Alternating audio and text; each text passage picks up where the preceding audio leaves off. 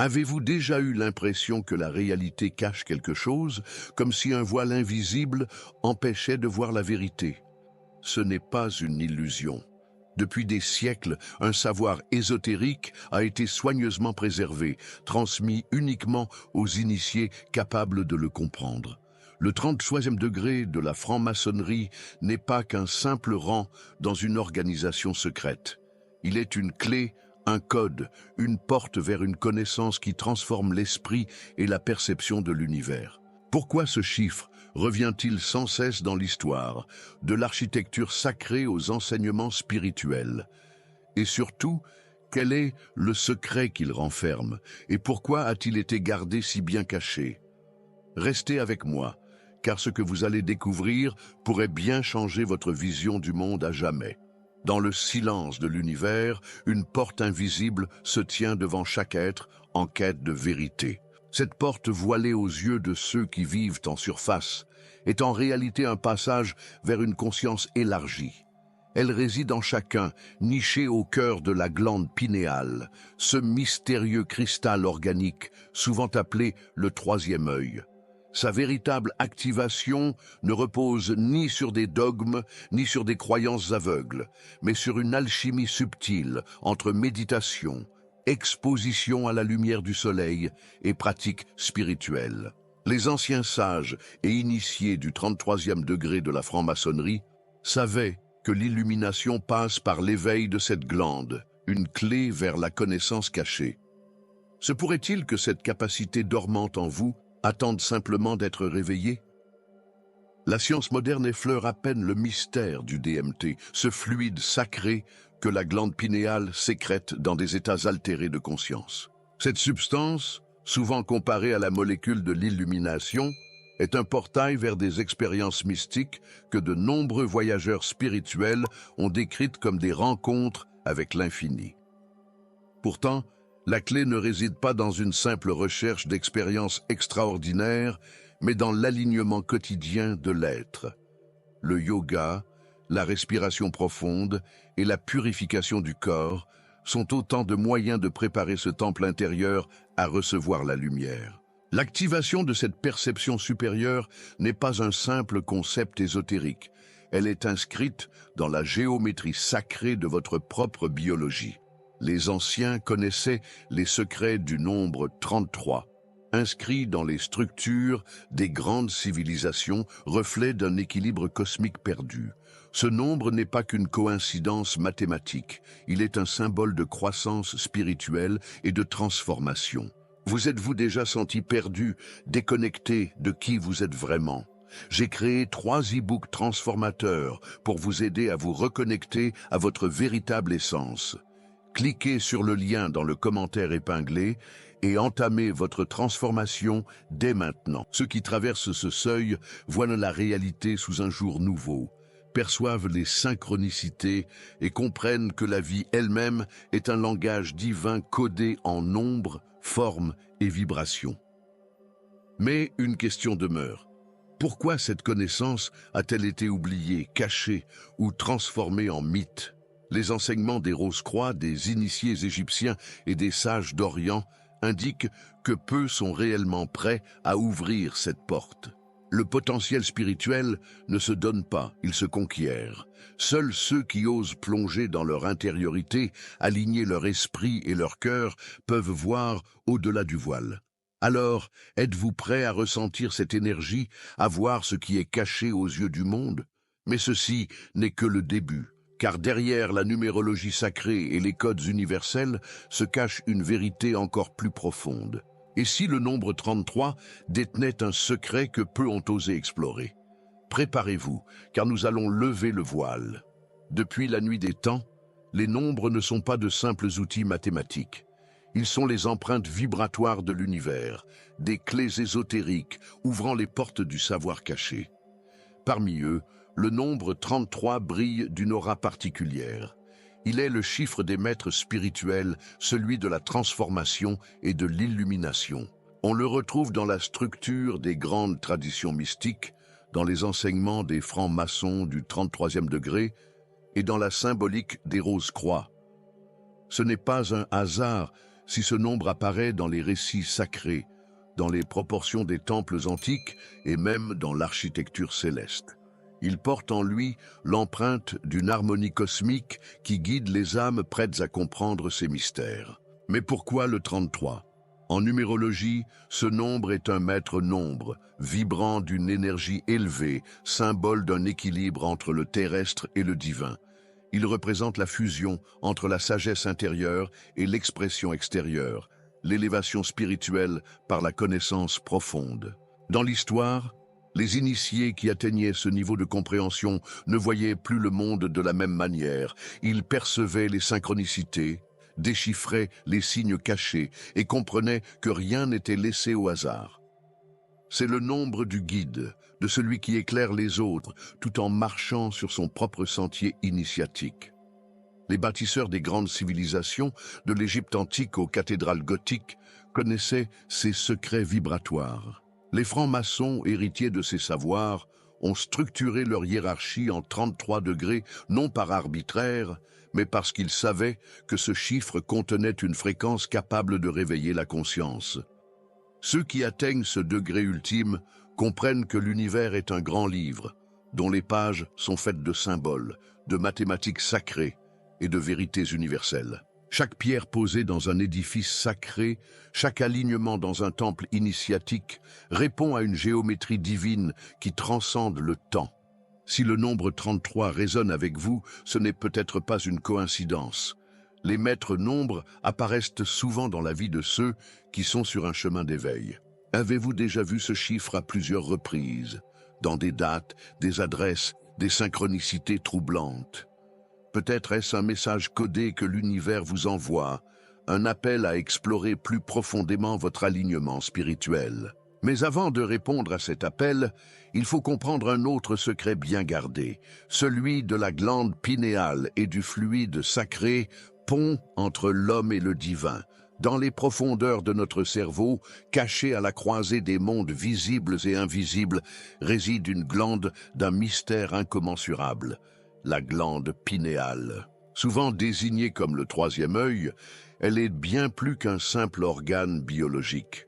Elle est une antenne cosmique, un pont entre le corps physique et les dimensions supérieures. Les traditions spirituelles anciennes lui attribuaient un rôle sacré, affirmant qu'elle était le siège de l'âme et la clé de l'illumination. Ce n'est pas un hasard si les initiés des écoles ésotériques, les moines yogis et les maîtres spirituels de tous horizons ont toujours cherché à l'activer à travers des pratiques de méditation, de respiration et d'exposition à la lumière du soleil. Mais que se passe-t-il réellement lorsque cette glande s'éveille? À l'instant où elle s'active pleinement, un phénomène fascinant survient, la sécrétion de DMT, surnommée la molécule de l'illumination. Cette substance, naturellement présente en nous, joue un rôle fondamental dans les expériences mystiques, les rêves lucides et les états de conscience élargis. Dans de nombreuses traditions chamaniques, elle est considérée comme une passerelle vers le monde des esprits. C'est elle qui ouvre la vision intérieure, qui permet de voir au-delà du voile de l'illusion et d'accéder à des dimensions insoupçonnées. Se pourrait-il que ce soit cette substance qui ait permis aux sages de recevoir des visions prophétiques et aux mystiques d'entrer en communion avec l'univers? Les anciens initiés, notamment ceux du 33e degré de la franc-maçonnerie, savaient que la glande pinéale pouvait être calcifiée par une vie désalignée, par une alimentation toxique et par l'excès d'exposition aux fréquences disharmonieuses. Ils enseignaient des moyens de la purifier pour retrouver son potentiel originel. Jeûne, élixir alchimique, chant vibratoire et exercice de yoga kundalini. Ces pratiques permettent de libérer le fluide sacré, cette essence divine qui circule en nous, qui, lorsqu'elle est maîtrisée, réveille le feu intérieur de la conscience. Si vous avez déjà ressenti des expériences de connexion profonde avec l'univers, des visions ou des intuitions troublantes, alors il est probable que votre troisième œil s'ouvre progressivement.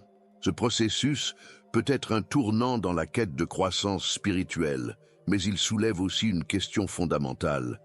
Quels secrets les initiés du 33e degré ont-ils cachés à propos de cette illumination? Car, au-delà des pratiques, il existe un savoir ésotérique bien plus ancien qui lie cette glande aux enseignements des Rose-Croix et aux mystères de la géométrie sacrée.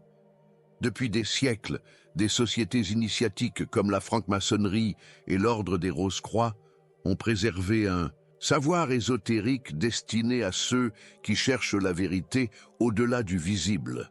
Parmi ces connaissances sacrées, le 33e degré est une étape ultime, un seuil que seuls quelques élus franchissent. Ce degré ne représente pas seulement une hiérarchie dans une organisation, il est un symbole de transformation profonde, un passage de l'obscurité à la lumière, où l'initié comprend enfin la nature véritable de la réalité. Ceux qui atteignent cet état ne voient plus le monde de la même manière. Ils perçoivent les lois cachées de l'univers, les nombres qui orchestrent l'existence et les forces invisibles qui influencent notre destinée. Au cœur de cet enseignement réside un secret puissant, la fusion entre l'esprit et la matière, entre le divin et l'humain. Les pratiques d'illumination enseignées aux initiés sont basées sur la méditation profonde, la maîtrise des vibrations et l'étude des symboles universels qui se retrouvent dans la géométrie sacrée. Car tout dans l'univers suit une structure ordonnée, et celui qui sait lire ces signes cachés détient la clé de la manifestation consciente. Le nombre 33, central dans ses enseignements, est bien plus qu'un symbole. Il incarne l'alignement entre la volonté, la sagesse et l'action, permettant à l'individu de se synchroniser avec le flux cosmique. Mais pourquoi ce savoir est-il resté caché? La réponse est simple. Le pouvoir de la conscience éveillée est immense. Un individu qui comprend comment diriger son énergie, activer sa glande pinéale et aligner son être avec les lois cosmiques devient un créateur de réalité. Il n'est plus soumis aux aléas du monde, mais devient un maître de sa destinée. C'est là que réside la véritable initiation. Comprendre que la réalité n'est pas subie, mais créée à chaque instant. Les anciens bâtisseurs de temples, les alchimistes et les mystiques savaient que ce pouvoir, lorsqu'il est maîtrisé, pouvait soit libérer, soit enchaîner l'individu. Là où certains voient une simple tradition secrète, d'autres reconnaissent une invitation à transcender les illusions. Mais il reste encore une dernière révélation, une pièce manquante du puzzle, car ces enseignements ésotériques trouvent leurs racines dans des croyances bien plus anciennes, dans les récits oubliés des civilisations qui, depuis la nuit des temps, ont cherché à décoder l'architecture de l'univers. Que nous ont-elles laissé en héritage? À travers l'histoire, les civilisations ont transmis un savoir caché à travers des symboles, des édifices et des rituels. Des temples égyptiens aux cathédrales gothiques, du zodiaque sumérien aux manuscrits alchimiques, tout semble converger vers une même vérité.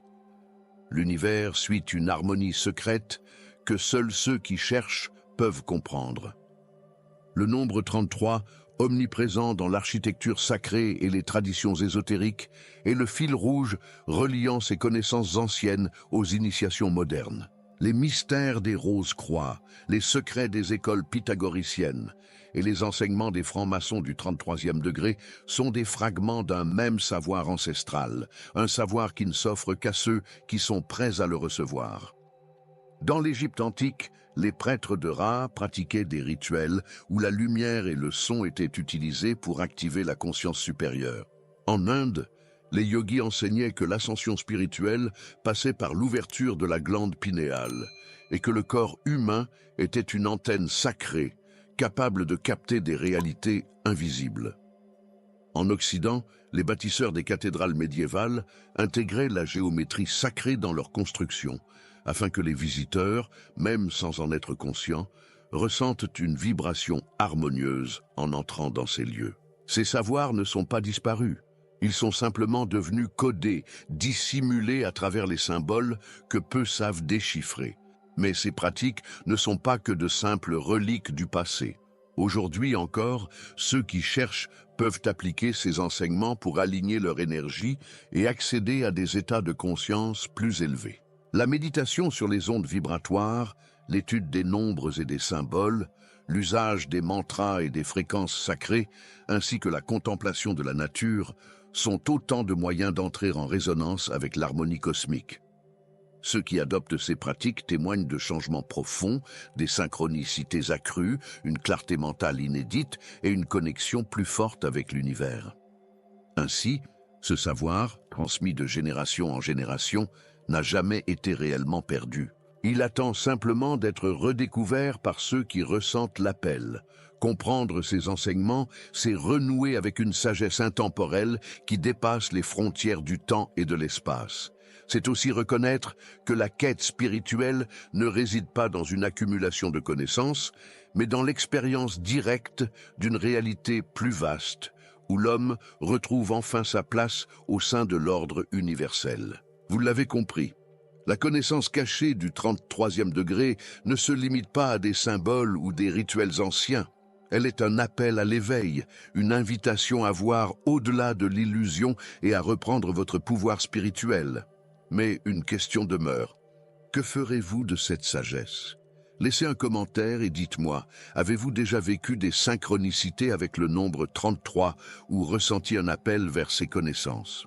Votre expérience pourrait éclairer d'autres chercheurs. Et surtout, abonnez-vous et activez la cloche pour ne rien manquer des prochains mystères que nous allons explorer ensemble. Car ce voyage ne fait que commencer. Si la connaissance du 33e degré vous a ouvert les yeux, attendez de découvrir ce qui vient. Et si vous pouviez influencer votre réalité, non pas par des actions physiques, mais par votre propre énergie? Les anciens initiés savaient que notre champ vibratoire est la clé du pouvoir personnel.